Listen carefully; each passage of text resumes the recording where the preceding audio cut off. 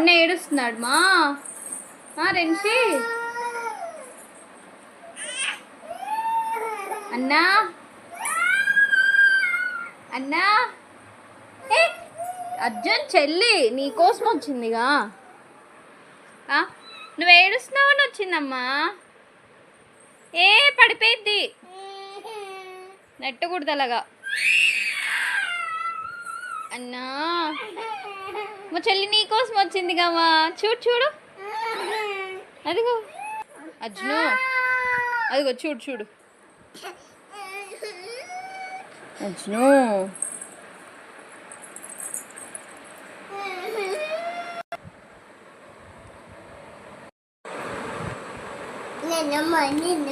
Nenema.